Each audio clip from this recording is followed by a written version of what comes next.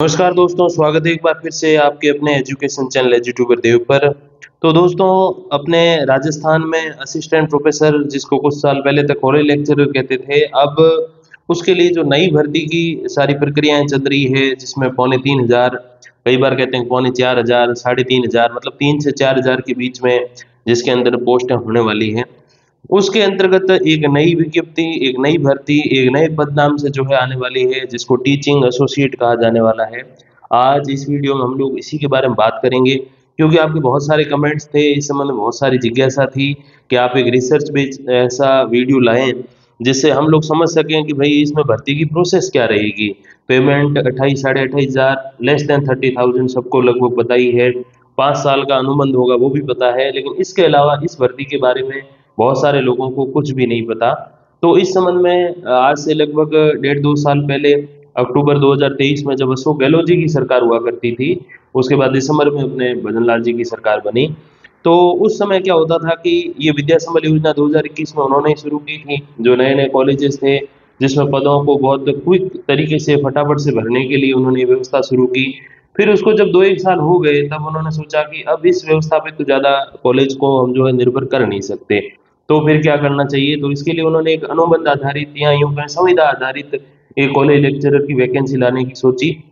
हालाँकि ये कोई पहली बार नहीं है, इससे पहले भी राजस्थान में 3 बार ऐसा हो चुका है और मोस्टली उसी टाइम जो है वो अशोक गहलोत जी ही मुख्यमंत्री थे राजस्थान के। उस टाइम भी ऐसा हो चुका है जब ऐसे अस्थायी रूप से लेक्चरर को नौकरी दी गई और उसके बाद उनको बिना एग्ज़ाम के परमानेंट कर दिया गया। अब बिना एग्ज़ाम से मेरा मतलब ये है कि एग्ज़ाम की जो प्रॉपर प्रोसेस होती है, जिसमें आरपीएससी एक जीके का पेपर लेती है, जिसमें जो है 50 अंकों का होता है, 100 क्वेश्चन होते हैं और उसके बाद 2 और पेपर होते हैं, जो पहला और दूसरा पेपर है वो सब्जेक्ट बेस्ड होते हैं, जिसमें पीजी लेवल की डिफ़िकल्टी, यूजी लेवल की डिफ़िकल्टी को शामिल करके वो पेपर बनाए जाते हैं, जिसमें जो है उन जो पेपर्स का जो अंक बार रखा जाता है वो 75-75 रखा जाता है और जिसमें 150 प्लस 150 जो है वो क्वेश्चन रखे जाते हैं। हालाँकि बहुत पहले रिटन एग्ज़ाम की भी चीज़ें थी, तो एक जो प्रॉपर प्रोसेस है जिसमें इंटरव्यू हमेशा ही इंक्लूडेड रहा है, उस प्रोसेस को फ़ॉलो किए बिना जो लेक्चरर स्थायी हो जाते हैं या जो लेक्चरर नौकरी लग जाते हैं, तो उनको बिना एग्ज़ाम के ही काउंट किया जाएगा। अब दोनों में से कोई एक चीज़ फ़ॉलो की हो, इंटरव्यू दे के लगे हों, तो भी वो जो है उसको विदाउट एग्ज़ाम काउंट किया जाएगा, क्योंकि एग्ज़ाम नहीं दिया और केवल एग्ज़ाम है, इंटरव्यू नहीं है। हालाँकि ये चीज़ें तो थोड़ी कम होती हैं, लेकिन उसमें एपीआई को जो है वो महत्व दे दिया जाता है कि आपका जो एकेडमिक इंडेक्स है, एकेडमिक प्रोग्रेस इंडेक्स है, वो कैसा है कि आपने अपने पूरे करियर में, मतलब आपने 10th 12th यूजी पीजी सब में आपने कितना कुछ स्कोर किया है। और कॉलेज लेक्चरर में जब काउंट करते हैं तो यूजी पीजी को ही मोस्टली काउंट किया जाता है। फिर उसके बाद net set JRF MPhil PhD और आपको जो अवार्ड्स है वो कितने मिल चुके हैं, रिसर्च पेपर की आपकी क्या स्थिति है, ये सारी चीज़ें और आपका अनुभव कितना है, मतलब टीचिंग एक्सपीरियंस आपका जो है पोस्ट डॉक्टरल अनुभव जो है वो कितना है, ये सारी चीज़ें उसमें काउंट की जाती है। तो इस प्रकार से विदाउट एग्ज़ाम मीन्स जिसमें प्रॉपर रिटन एग्ज़ाम नहीं हो या केवल इंटरव्यू हो या फिर इस प्रकार का एपीआई से सिलेक्शन हो, उसको विदाउट एग्ज़ाम ही माना जाएगा। तो उनको स्थायी करने में अशोक गहलोत जी बहुत आगे हैं, उन्होंने अब से पहले 3 बार ऐसा किया है। लेटेस्ट ही कुछ साल पहले की बात है, जिसके अंतर्गत एक योजना चली थी आरवीआरईएस, जो राजस्थान विलेज एजुकेशन सर्विस जो थी, उसके अंतर्गत क्या किया गया था कि बहुत सारे सैकड़ों लेक्चरर थे राजस्थान में, जिनको बिना एग्ज़ाम के स्थायी किया अशोक गहलोत जी ने और अब कुछ ही समय पहले, आज से शायद 5 या 6 महीने पहले उनको असिस्टेंट प्रोफ़ेसर, एसोसिएट प्रोफ़ेसर और प्रोफ़ेसर पद नाम भी दिया गया। पहले आपने कहीं अगर आप कॉलेज गए हो या कॉलेज में कहीं आपको अवसर मिला है किसी लेक्चरर को जानने का, तो 2 तरह की चीज़ें लिखी जाती थी। एक ऐसे लेक्चरर होते थे जो असिस्टेंट प्रोफ़ेसर, एसोसिएट प्रोफ़ेसर ऐसे लिखते थे और एक ऐसे लेक्चरर होते थे जो कॉलेज लेक्चरर लिखते थे या केवल लेक्चरर लिखते थे। तब आपने एक बार सोचा अवश्य होगा कि ये ऐसे कैसे हैं, एक तरफ तो असिस्टेंट प्रोफेसर और ऐसे लिख रहे हैं, एक तरफ लेक्चरर लिख रहे हैं, जबकि अंतर क्या है, दोनों ही स्थायी हैं। तो अंतर यही था कि उस योजना से जो स्थायी हुए उनको असिस्टेंट प्रोफेसर लिखने की अनुमति नहीं थी। अभी 5-6 महीने पहले ही उनको ये अनुमति मिली है और जो प्रॉपर आरपीएससी से आए हैं, जिसमें चाहे वो इंटरव्यू से आए हो, चाहे रिटन एग्जाम प्लस इंटरव्यू से आए हो, चाहे ये ऑब्जेक्टिव टाइप जो अपना एग्जाम होता है प्लस इंटरव्यू से आए हो, कोई सी भी प्रोसेस से आए हो, जो आरपीएससी ने एक प्रॉपर मतलब जो संवैधानिक संस्था के रूप में एक जो कार्य करती है कि हाँ भाई भर्ती संस्थान है, और इसके जो अध्यक्ष और सदस्य जो है उनका हम सब जानते हैं कि उनको सेलेक्ट करना तो थोड़ा इजी है, लेकिन उनको वापस घर भेजना बड़ा डिफिकल्ट है, क्योंकि चीज़ें जो है वो कहीं न कहीं भर्ती संस्थानों की संविधान से कनेक्टेड होती हैं। तो उस हिसाब से देखकर जो एक प्रोसेस फॉलो करके जब लेक्चरर लगते हैं, तो उनको प्रॉपर वो पद नाम यूज़ करने की अनुमति होती है कि आप असिस्टेंट प्रोफेसर, एसोसिएट प्रोफेसर या प्रोफेसर जो है वो लिख सकते हैं। तो इस प्रकार की चीज़ें आपने देखी होंगी। अब वैसे इसमें क्या कुछ है, क्या 5 साल जब इसमें रख लेंगे तो फिर स्थायी करने के लिए क्या प्रोसेस होगी? और 5 साल से पहले भी निकाल सकते हैं क्या? या 5 साल के बाद सभी को स्थायी कर लेंगे क्या? तो इस प्रकार के बहुत सारे क्वेश्चन जो उस एक जो आदेश या एक जो है जो एक तरीके से पूरे रूल्स की जो लिस्ट जारी की गई थी, उससे हम लोग समझ सकते हैं, ये पूरा जो नोटिफिकेशन जारी किया गया उससे हम लोग समझ सकते हैं कि क्या कुछ इसमें हो सकता है। हालांकि मैं ये नहीं कह रहा हूँ कि बिल्कुल वही रख देंगे, ये बिल्कुल चेंज नहीं करेंगे, अपना अपना चेंजमेंट करेंगे, लेकिन उसका बेस जो है वो यही होने वाला है, क्योंकि वो जाते जाते ये रूल्स निकाल के गए थे कि ये राजशेष के अंतर्गत जो टीचिंग एसोसिएट लगेंगे वो किस प्रकार से उनका कुछ कार्यकाल या उनका जो है कैरियर होने वाला है। तो उसी संबंध में हम लोग बात करेंगे। ये पूरी पीडीएफ है जो कि इंग्लिश में है, और आप चाहोगे तो मैं अपने टेलीग्राम चैनल पे इसको अवेलेबल करा दूंगा, आप कमेंट करके मेरे को थोड़ा याद भी करवा दीजिएगा। और जैसे जैसे हम इसमें आगे बढ़ रहे हैं, क्योंकि इंग्लिश में सारी चीज़ें हैं तो थोड़ा समझने में हमें टाइम लगता है, इसलिए मैंने इसका एक शॉर्ट फॉर्म रेडी किया है जिसमें मैं सभी पदों के बारे में हिंदी में आपको लिखित में यहाँ पे जानकारी उपलब्ध करवाऊंगा, ताकि आप समझ पाएँ कि ये क्या है और इसमें क्या आपको आवेदन करना चाहिए क्या, या इसमें इंटरव्यू होगा कि नहीं होगा, या फिर प्रोसेस बिल्कुल सेम है कि भाई असली जो असिस्टेंट प्रोफेसर आरपीएससी लगाती है वो, और इसमें जो टीचिंग एसोसिएट लगेंगे वो, क्या केवल पदनाम का ही अंतर है क्या। तो इस प्रकार की जो समस्त आपकी जिज्ञासाएं हैं उनको यहाँ पे समाप्त करेंगे इस वीडियो के माध्यम से। तो देखिए, इसमें एग्जाम स्कीम वगैरह सब कुछ हम लोग जानेंगे कि कैसे क्या कुछ होने वाला है और प्रोसेस में क्या अंतर रहने वाला है। ये आपका जो है वो ज्वाइनिंग लेटर होगा जो आपको ऐसे दिया जाएगा, और जब ये ज्वाइनिंग लेटर आपको दे दिया जाएगा तो उसके अगले 2 सप्ताह में जो है वो आपको ज्वाइन करना पड़ेगा।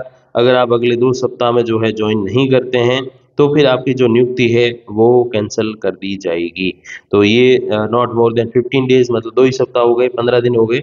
तो इस प्रकार की जो चीज़ें हैं वो और क्या कुछ है उस समय उसके बारे में हम लोग जानते हैं। तो देखिए, असिस्टेंट प्रोफेसर 2025 कॉलेज लेक्चरर की नई वैकेंसी हम इसको कह सकते हैं, टीचिंग एसोसिएट इसका नाम रखा गया। अब इसमें एक प्रश्न और भी होता है कि क्या केवल ये लेक्चरर की ही इसमें पोस्ट होगी और कोई नहीं होगी क्या? तो और पोस्टों का विवरण तो इसमें है, अब सरकार उस पे भर्ती करवाएगी नहीं करवाएगी ये सरकार को सोचना है, क्योंकि हम विद्या संबल में भी देखते हैं, विद्या संबल में केवल लेक्चरर रखने की बात नहीं है, और भी जो लैब असिस्टेंट होते हैं या जो चतुर्थ श्रेणी होते हैं, या फिर अगर आप जो एलडीसी की बात करें, जिनको जूनियर असिस्टेंट कहते हैं कॉलेज एजुकेशन में, वो होते हैं। तो इस प्रकार की और भी पोस्टें हैं, लेकिन उसको फिल नहीं किया जाता विद्या संबल में।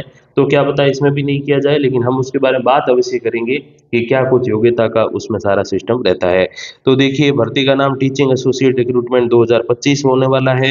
राजशेष hiring of man power rules के अंतर्गत ये भर्ती होगी। अभी रूल्स 2023 में बने थे, अब शायद कुछ संशोधित करके नए भी बना दें अपने राजस्थान सरकार, और राज्य सरकार द्वारा जो है वो भर्ती करवाई जा रही है। और इसमें आयुक्तालय जो है वो प्रशासनिक विभाग होने वाला है, और जो कंट्रोल होगा उन अभ्यर्थियों पे जो इसमें चयनित होंगे, उस पे महाविद्यालय के प्राचार्य यानी कि प्रिंसिपल का जो है वो कंट्रोल होने वाला है। अब भर्ती के आधारभूत नियमों की अगर हम बात करें कि यूजीसी 2018 के द्वारा जो नियम बनाया गया उसके द्वारा है। अब यूजीसी 2018 में नियम में लोग ये भी मानते हैं कि बिना एग्जाम के हमको सिलेक्ट कर लिया जाए, तो देखिए राजस्थान में तो ऐसा संभव नहीं है, क्योंकि बिना एग्जाम के सिलेक्ट करने जाएंगे तो वो 90% ऐसे लोग सिलेक्ट हो जाएंगे जो फर्जी हैं। फर्जी मीन्स मतलब ऐसे नहीं, कोई रियल लाइफ में नहीं है, लेकिन उनकी योग्यता का आप कुछ आकलन नहीं कर सकते। बैठे बैठे डिग्रियां करना, बैठे बैठे रिसर्च पेपर बनवाना, इन सब से आप ये नहीं मान सकते कि आप में टैलेंट है। हाँ, पढ़ाना अलग चीज़ है, पढ़ना अलग चीज़ है, कंपटीशन एग्जाम निकालना अलग चीज़ है, बच्चों को एजुकेशन देना अलग चीज़ है, लेकिन उन लोगों का फिर भरोसा क्या जो यूं ही सिलेक्ट हो जाते हैं। हालांकि बहुत सारे राज्यों में ये चीज़ें चलती है, लेकिन उसमें आपको पता है चेक जेक चलते हैं, उसमें भाई भतीजावाद चलता है, नेपोटिज्म, ये चीज़ें चलती है, तभी होता है। एग्जाम ऐसी चीज़ है जिसमें आप ये मान सकते हो कि अगर पेपर लीक नहीं हुआ है तो फिर आप बिल्कुल प्योर मान सकते हो कि जो जिसने मेहनत की है वो ही उसमें चयनित होने वाला है। और पदों में वृद्धि, कमी, रिक्तता, नियुक्ति पर रोक आदि समझ सकते हैं राज्य सरकार के पास है। और पदों की गणना जो है वो 1 अप्रैल से होगी और अगले 31 मार्च तक होगी। तो उसके अंतर्गत जो पद खाली होंगे उनको नेक्स्ट ईयर जो है वो विज्ञापित किया जाएगा।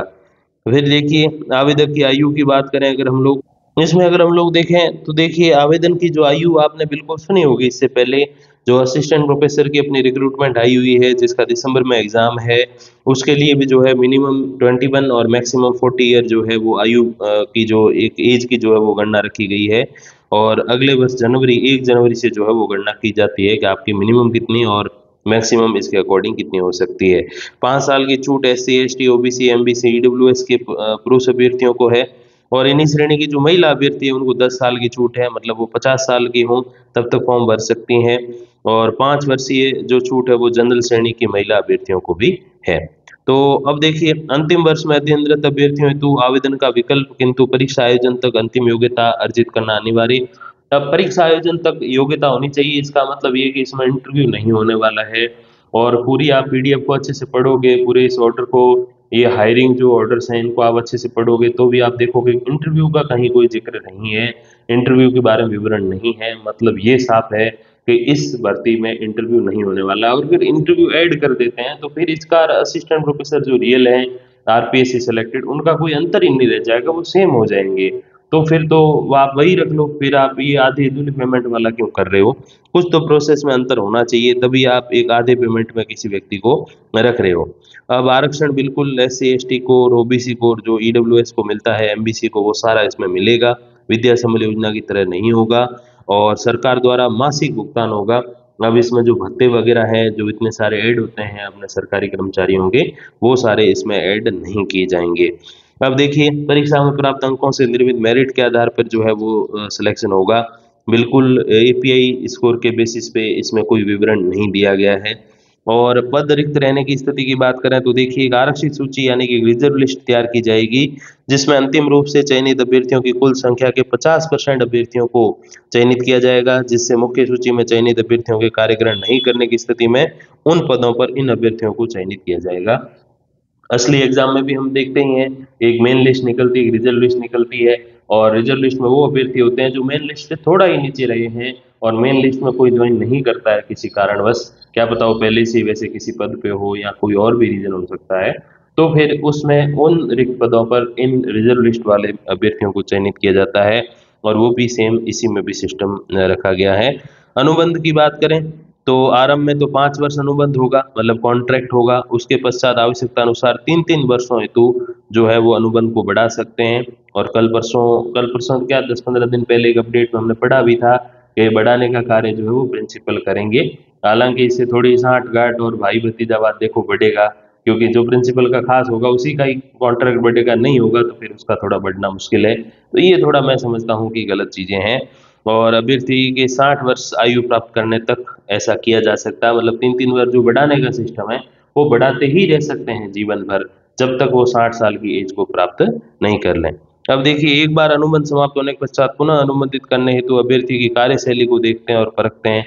अब कार्यशैली तो जान पहचान देखते हैं, परिचय देखते हैं, यही होती है कार्यशैली रियल लाइफ में।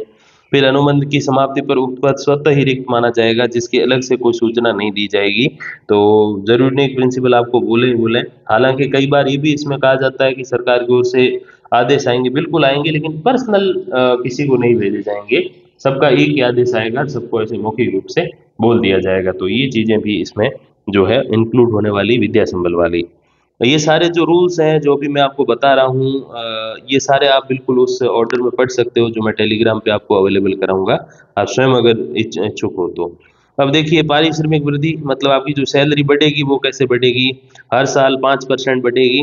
अपने जो ओरिजिनल जो अपने टीचर्स होते हैं, चाहे third grade, second grade, first grade, college lecturer, उनका जो सिस्टम रहता है पारिश्रमिक वृद्धि का, यानी कि सैलरी की बढ़ोतरी का जो वृद्धि का सिस्टम रहता है, वो ये रहता है कि उनका मतलब ईयर में वंस एंड ट्वाइस वाला सिस्टम है कि आपका जो डीए है वो साल में 2 बार बढ़ता है और जो ओरिजिनल आपकी जो सैलरी है बेसिक पे वो साल में 1 बार बढ़ती है। और इसमें और कोई सिस्टम ऐसे नहीं रखा गया है क्योंकि इसमें आपको कोई भत्ते वगैरह विशेष मिलने वाले नहीं है। अब विशेष नहीं मिलने वाले इसका मतलब क्या है कि आप विभाग के काम से कहीं आओगे जाओगे तो आपको जो यात्रा भत्ता है, ट्रैवलिंग अलाउंस जो है वो आपको अवश्य मिलेगा। उसके अलावा और जो भत्ते होते हैं, डीए होता है, एचआरए होता है, इस प्रकार के जो भत्ते होते हैं, DNS allowance, house rent allowance, ये सारी चीज़ें जो है वो आपको इसमें देखने को नहीं मिलेंगी। हालांकि सरकार चाहे तो ऐड कर सकती है। तो 5% वृद्धि जो है होगी, अलग अलग नहीं होगी, कोई डी अलग बढ़ रहा है, सैलरी अलग बढ़ रही है, बेसिक वाली ऐसे नहीं है। और देखिए अन्य में देखें हम तो 1500 रुपये वार्षिक पॉलिसी, दुर्घटना बीमा 500 रुपये जो है वो प्रतिवर्ष का होगा। एनपीएस के अंतर्गत कर्मचारी द्वारा जितना योगदान दिया जाएगा उसका 50% सोसाइटी उसमें ऐड कर देगी, और जो कि मासिक वेतन के 10% से ज़्यादा नहीं होगा। तो सपोज करो कि 30,000 सैलरी है तो 3,000 से ज़्यादा जो है वो नहीं हो सकता है, और उससे कम ज़रूर हो सकता है। तो ये ध्यान देना, ये तब होगा जब 6,000 रुपये व्यक्ति खुद ऐड करेगा अपने एनपीएस के लिए, अपने जो उनका जो फ्यूचर एक तरीके से की प्लानिंग है, ये आगे भविष्य में पेंशन या आपको जो एक साथ जो रिटायरमेंट पे अमाउंट मिलता है उसके संबंध में आप विचार कर सकते हैं। ये तब होगा जब आप जो है 6,000 ऐड करेंगे तो 3,000 तक सोसाइटी उसमें ऐड कर देगी। फिर देखिए अवकाश की बात करें तो आकस्मिक अवकाश, कैजुअल जो लीव होती है वो 12 मिलेगी हर साल। इसको एक साल में यूज़ करना ज़रूरी है, अगर आपने नहीं किया तो अगले साल तक ये रद्द हो जाएगी। मतलब अगले साल आप उसमें जो है बढ़ा नहीं सकते कि भैया 5 साल नहीं लो तो 60 दिन की हो जाएगी, ऐसे नहीं है। फिर अर्ध वेतन अवकाश जो है वो हाफ पे लीव जिसको कहते हैं, तो वो आपको हर साल 20 मिलेगी। टोटल आपको लाइफ टाइम 200 मिल सकती हैं, जो कि केवल स्वास्थ्य प्रमाण पत्र के आधार पर ही प्रदान की जाएंगी। ये आपके अगले साल में जो है वो ऐड होती चली जाती है। फिर मातृत्व अवकाश, अपनी जो माताएं बहनें हैं वो इसमें अगर जॉब लगती हैं तो उनको 6 महीने की मातृत्व अवकाश मिलेगी, जच्चा बच्चा के स्वास्थ्य को देखते हुए। फिर स्थानांतरण इसमें नहीं होगा, मतलब ट्रांसफर का कोई सिस्टम नहीं है, तो थोड़े पैसे आपके बच जाएंगे। और न ही कोई अन्य पूर्णकालिक अथवा अंशकालिक नौकरी इसमें कर सकते हैं। मतलब ऐसे नहीं कि आप 2 घंटे आप इसमें पढ़ा लो, 2 घंटे और कहीं जॉब करो, ऐसा करते हुए पाए गए तो सीधा इसमें जेल का भी प्रावधान है। तो आप दो दो नौकरियां नहीं कर सकते। जैसे विद्या संबल में हम कहीं देखते हैं कि कई साथी ऐसे निर्लज हैं कि दो दो जगह पढ़ा रहे हैं। एक जगह पढ़ाने का ही रूल है लेकिन दो जगह पढ़ा रहे हैं, साठ गांठ से काम चल रहा है। और एक किसी व्यक्ति जो जिस बेचारे को रोजगार मिल जाता साल भर विद्या संबल में या 6 महीने, तो उसके पेट पे लाद दे रहे हैं। ऐसा जो है वो एक अनर्थ का काम जो है, अन्याय का काम कर रहे हैं, जो कि गलत है। तो ऐसा इसमें नहीं किया जा सकता। फिर क्षतिपूर्ति, मतलब अगर आपको 5 साल से पहले निकाला जाता है तो क्षतिपूर्ति क्या होगी। देखिए अगर आपको 5 साल से पहले जो है कहा जाता है कि भाई आपका, अब इसमें भी ऐसा है कि आपका जो है अनुबंध के अंतर्गत आपका कोई काम विधि विरुद्ध नहीं होना चाहिए, कोई दुराचार वाला काम नहीं होना चाहिए। ऐसा कोई काम हो गया तो आपको इसमें नहीं माना जाएगा कि आपको 5 साल से पहले निकाला जा रहा है। तो मारवाड़ी में कहते हैं आप अपने लखनऊ से जो है वो निकल रहे हैं, तो अपनी हरकत से नहीं निकले, बाकी ऑटोमेटिकली अगर सरकार निकालती तो उसके लिए क्या रूल है वो यहाँ बताए गए हैं। कि अगर आपको 1 वर्ष शेष रहते निकाला जाता है, कि जैसे आपके 4 साल हो गए, 1 साल शेष है, तो आपको 1 महीने का वेतन एडवांस मिलेगा। 2 साल शेष रहते निकाला गया मतलब 3 साल बाद, तो 2 महीने का वेतन एक्स्ट्रा मिलेगा। 3 साल शेष रहते यानी कि 2 साल जॉब की, 3 साल पहले निकाल दिया तो 3 महीने का वेतन एडवांस। 4 साल शेष रहने पर निकाला गया तो 4 महीने का। और 4 साल से अधिक शेष है, अभी लगे हो 5-6 महीने हुए, 4 साल से ज़्यादा बाकी पड़े हैं, 4.5 साल या 4.75 साल, तो उसमें आपको जो है 5 महीने का वेतन एडवांस दिया जाएगा और आपको फिर जो है निकाला जाएगा। तो ऐसा तो सरकार करेगी नहीं, फालतू में एडवांस वेतन दें और कॉलेज खाली करें फिर भर्ती करें, ऐसा काम क्यों करेगी। तो ऐसा तो होना नहीं, लेकिन अगर होता है और आपकी गलती उसमें नहीं होनी चाहिए, आपके ऊपर कोई दुराचार का मामला नहीं होना चाहिए, आपके ऊपर कोई विधि विरुद्ध जो चीज़ें हैं वो आपके ऊपर लागू नहीं होनी चाहिए, और सरकारी कॉलेज की गोपनीयता रहती है, गोपनीयता भंग करने का भी मामला आपके ऊपर नहीं जाना चाहिए, तब आप इसमें काउंट किए जाओगे कि भाई सरकार आपको यूं ही निकाल रही है जॉब से, तो आपको पैसे दे के ही निकाला जाए। फिर संतुष्टिदायक सेवा नहीं होने की स्थिति में 3 महीने पूर्व नोटिस के माध्यम से जो है आपको निकाला जा सकता है। टोटल 5 साल का कॉन्ट्रैक्ट खत्म होगा तब तो मौखिक रूप से बताया जाएगा, कोई आपको अलग से लिखित में नहीं दिया जाएगा।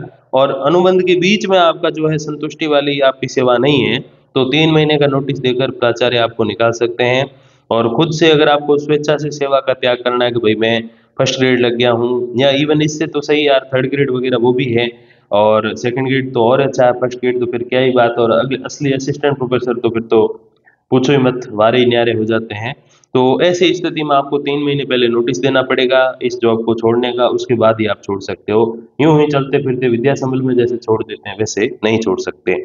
फिर देखिए सोसाइटी पद के नियमित पद में परिवर्तित किए जाने की स्थिति में क्या होगा कि अगर आपका जो पद है वो रेगुलर पोस्ट हो गई है, तो जैसे खाली है तो वो अगली भर्ती में काउंट हो जाएगा, नहीं है तो उस स्थिति में यहाँ एक बड़ी महत्वपूर्ण बात हो जाती है। विद्या संबल में तो क्या होता है कि आपका जो पद रेगुलर हो गया तो उस पर रेगुलर असिस्टेंट प्रोफेसर या एसोसिएट प्रोफेसर आ जाएगा और आपको हटना पड़ेगा। इसमें ऐसा नहीं है।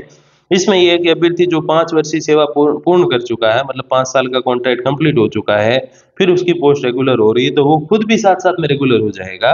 तो उसे 4 सदस्यीय स्क्रीनिंग कमेटी के निर्णय पश्चात नियमित सेवा अवसर प्रदान किया जाएगा, मतलब उसे रेगुलर कर दिया जाएगा। नियमित सेवा काल की गणना में सोसाइटी के अधीन अनुबंध आधारित किए गए कार्यवर्ष की गणना नहीं की जाएगी। मतलब 5 साल तो काम करोगे फिर ही परमानेंट होगे, पहले तो हो नहीं सकती, सीधी बात है। अब 5 साल में क्या पता 3 साल और कराएं, 3 साल और, ऐसे करते करते मिनिमम 5 साल होना चाहिए। और उसके बाद एक 4 सदस्यीय कमेटी बनेगी सचिवों की, सचिव स्तरीय, जो भी हम जानेंगे भी, आप आगे लिखा हुआ भी आप देख रहे हो। और उसके निर्णय पश्चात वो आपका शायद इंटरव्यू भी ले लें, वो शायद आपके डॉक्यूमेंट्स भी वेरीफाई कर दें, वो शायद आपसे और कोई प्रश्न भी कर दें, उसके बाद आपको स्थायी किया जाएगा। और लेकिन उस स्थायित्व में आपके जो सोसाइटी में आपने 5 साल 8 साल या 11 साल जो काम किया वो काउंट नहीं किया जाएगा। मतलब एक आप सोसाइटी में लगे, एक व्यक्ति कोई असिस्टेंट प्रोफेसर लगा, तो 8 साल बाद वो एसोसिएट प्रोफेसर बन जाएगा और आप 8 साल बाद केवल असिस्टेंट प्रोफेसर ही रहेंगे, परमानेंट हो गए तो भी, क्योंकि आपके वो 5 साल या जो 8 साल है आपने सोसाइटी में काम किया वो एक्सपीरियंस में काउंट नहीं होंगे। ये बिल्कुल वैसे ही है जैसे 3rd ग्रेड का उसके जिले के बाहर और 2nd ग्रेड का उसके संभाग के बाहर जो है वो ट्रांसफर कर दिया जाता है। शिक्षा संभाग की मैं बात कर रहा हूँ। तो फिर उस स्थिति में उनका जो अनुभव है वो लैप्स हो जाएगा, मतलब उनको जीरो से काउंट किया जाएगा। भाई किसी ने 10 साल पढ़ा लिया फिर जिले से बाहर वो कह रहा है मेरे को जाना है, तो उसको जीरो माना जाएगा, उसका जो 10 साल का पढ़ाने का जो अनुभव है वो लैप्स माना जाएगा। तो यही चीज़ यहाँ भी लागू होती है, हालांकि वो तो ट्रांसफर के बेस पे है, ये स्थायी करने के बेस पे है। तो 5 साल 8 साल आप सोसाइटी में पढ़ाओगे तो उसमें ऐसा नहीं कि आप परमानेंट होते सीधे एसोसिएट प्रोफेसर बन जाओगे, ऐसा उसमें नहीं होगा, आपको जीरो से काउंट किया जाएगा। फिर देखिए 4 जो सदस्य होंगे वो है समिति के मुखिया जो होंगे, मतलब हेड ऑफ जो कमेटी होंगे वो होंगे अतिरिक्त मुख्य सचिव या मुख्य सचिव या प्रशासनिक विभाग के सचिव। फिर समिति के जो 2 सदस्य होंगे वो होंगे अतिरिक्त मुख्य सचिव या मुख्य सचिव, वित्त विभाग सचिव या ऐसा अधिकारी जो संयुक्त सचिव के स्तर से ऊपर का हो, उसके नीचे का नहीं हो। फिर दूसरे जो सदस्य होंगे वो मुख्य सचिव, कार्मिक विभाग के सचिव या ऐसे अधिकारी जो संयुक्त सचिव के स्तर के हो, उससे नीचे के नहीं हो, वो दूसरे सदस्य होंगे। और समिति के जो सचिव होंगे वो विभाग के मुखिया होंगे, मतलब आयुक्तालय के जो सेक्रेटरी हैं वो इसके जो है वो समिति के सचिव होने वाले हैं। अब देखिए टीचिंग एसोसिएट पद हेतु क्या योग्यता है, तो वही 55% अंकों के साथ आपका पीजी होना चाहिए। Net set slate MPhil PhD इनमें से कोई एक योग्यता होनी चाहिए, एक से ज़्यादा है तो और ही अच्छी बात है। पीजी के प्राप्त अंकों में SC ST OBC MBC pH जो दिव्यांगजन हैं उनको 5% की छूट है, मतलब वो 50% में भी फॉर्म भर सकते हैं, सेम बिल्कुल वैसा ही जैसा असिस्टेंट प्रोफेसर भर्ती में है। फिर इसमें और भी पद है, जैसे लाइब्रेरी इंचार्ज है तो उसकी योग्यता आप देखिए, फिर फिजिकल ट्रेनर है तो उसकी भी योग्यताएं आप देखिए वीडियो को पॉज करके। फिर डाटा एंट्री असिस्टेंट जो है जिसको डीईए कहा जाएगा, उनकी भी योग्यताएं आप देखिए। ऑफिस क्लर्क भी होंगे जिनको रियल लाइफ में जूनियर असिस्टेंट कहते हैं, उनका भी जो 10th और जो RSCIT सॉरी 12th और RSCIT वो होना चाहिए। अब तो खैर उनका वो भी चाहिए, अपने सीईटी भी जो है चाहिए। और फिर लैब असिस्टेंट को जूनियर लेबोरेटरी असिस्टेंट इस प्रकार से नाम दिया गया है, लैब बॉय लेबोरेटरी बॉय नाम दिया गया है, work assistant assistant library, junior lecturer एक और पद है। ये जो है बीएसटीसी या बीएड के जो कॉलेज होते हैं उसमें जो है ये वाला पद जो है वो काम आएगा, जिसमें आपका एमएड वगैरह जो है वो होना चाहिए।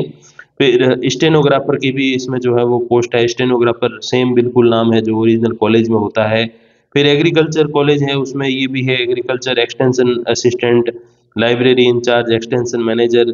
फिर टीचिंग एसोसिएट, लाइब्रेरी इंचार्ज और फिजिकल ट्रेनर के लिए जो एग्जाम पैटर्न है उसकी अगर हम लोग बात करें तो देखिए इंटरव्यू का जिक्र नहीं है, इंटरव्यू होने की संभावना नहीं है, क्योंकि अगर अगर इंटरव्यू करवा लेंगे तो फिर तो सेम ही हो गया, फिर तो असिस्टेंट प्रोफेसर ही लगाओ ना, आप प्रोसेस वही करा रहे हो फिर तो असिस्टेंट प्रोफेसर लगाओ, फिर आधा अधूरा क्यों लगा रहे हो।